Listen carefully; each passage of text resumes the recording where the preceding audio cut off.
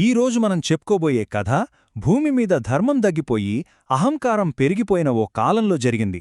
అలాంటి సమయంలో ఒక దైవిక శక్తి రంగంలోకి దిగాల్సొచ్చింది. ఆ అద్భుతమైన కథేంటో చూద్దాం. అవును, భూమిమీద ధర్మమనేది పూర్తిగా క్షీణించిపోతోంది. అంతా అస్తవ్యస్తంగా, చెడు పెరిగిపోయి మంచి అనేది కనిపించకుండా పోతున్న సమయమది.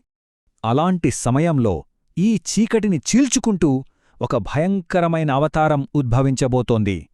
ఆ అవతారమే మన కథకి మూలం. సరే, మరీ కథకు కారణమైన ఆ ప్రతినాయకుడెవరు? అతనే అసుర చక్రవర్తి హిరణ్యకశిపుడు. తన సోదరుణ్ణి చంపిన శ్రీ మహావిష్ణువు మీద అతనికి చెప్పలేనంత పగ. ఆ పగతో, ప్రతీకారంతో రగిలిపోతున్నాడు. ఆ పగతో ఏం చేశాడంటే కొన్ని వేల సంవత్సరాలు ఘోరమైన తపస్సు చేశాడు. చివరికి బ్రహ్మదేవుణ్ణి మెప్పించి ఒక వరం కోరుకున్నాడు. అది మామూలు వరం కాదు, దాదాపుగా చావులేని వరం అన్మాట. ఆ వరం కండీషన్లు వింటే ఆశ్చర్యపోతారు. అతన్ని మనిషి చంపకూడదు, జంతువు చంపకూడదు, పగలు చావకూడదు, రాత్రి చావకూడదు, ఇంట్లో మరణం రాకూడదు, బయట రాకూడదు, భూమిమీద కాదు, ఆకాశంలో కాదు, చివరికి ఏ ఆయుధంతోనూ అతనికి చావుండకూడదు. ఇంకతన్ని చంపడం అసాధ్యమనే కదా అర్థం. అయితే విధి విచిత్రం కదా.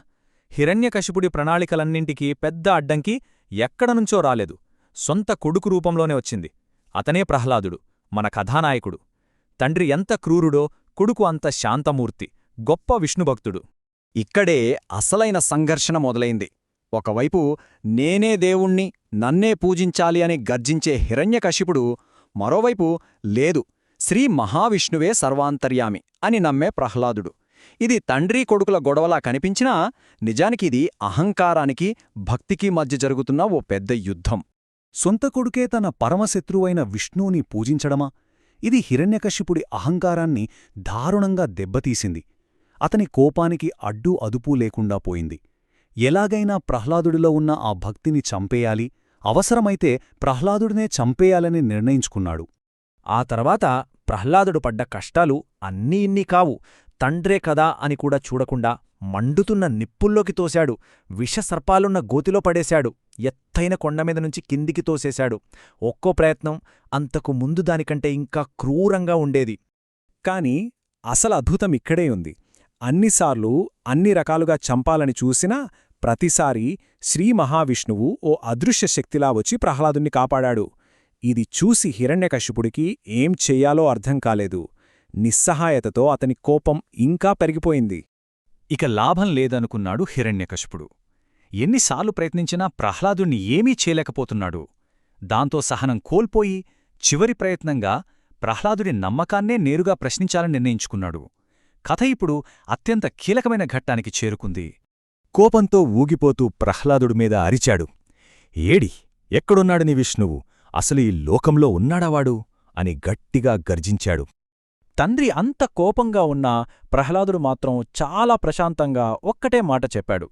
ఆయన లేని చోటు లేదు, ఆయన సర్వాంతర్యామి.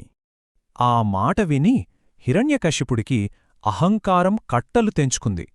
పక్కనే ఉన్న ఒక స్తంభాన్ని చూపిస్తూ, అలాగా, అయితే ఈ స్తంభంలో కూడా ఉన్నాడా నీ విష్ణువు? అని ఎగతాళిగా సవాల్ విసిరాడు. ప్రహ్లాదుడు అవును, ఉన్నాడు అని చెప్పగానే హిరణ్యకశిపుడు తన గద తీసుకుని ఆ స్తంభాన్ని ఒక్క దెబ్బ వేశాడు. అంతే, పెద్ద శబ్దంతో ఆ స్తంభం బద్దలైపోయింది. ఆ బద్దలైన స్తంభం నుంచి ఊహకందని ఒక దిగ్భ్రాంతికరమైన రూపం బయటకొచ్చింది. ఆ స్తంభం నుంచి వచ్చింది మరెవరో కాదు, శ్రీమన్నారాయణుడి నరసింహావతారం. సగం మనిషి, సగం సింహం. అంటే మనిషి కాదు, జంతువు కాదు. సింహం తల, మనిషి శరీరం, నిప్పులు చెరిగే కళ్ళు. ఆ రూపం హిరణ్యకశిపుడు కోరుకున్న వరంలోని ప్రతి ఒక్క షరతును సవాలు చేస్తున్నట్టుగా ఉంది. ఇప్పుడు చూడండి హిరణ్యకశిపుడి వరం ఎలా భగ్నమైందో. నరసింహుడు మనిషి కాదు, జంతువు కాదు. ఆయన హిరణ్యకశిపుడిని చంపింది పగలు కాదు, రాత్రి కాదు, సరిగ్గా సంధ్యా సమయంలో.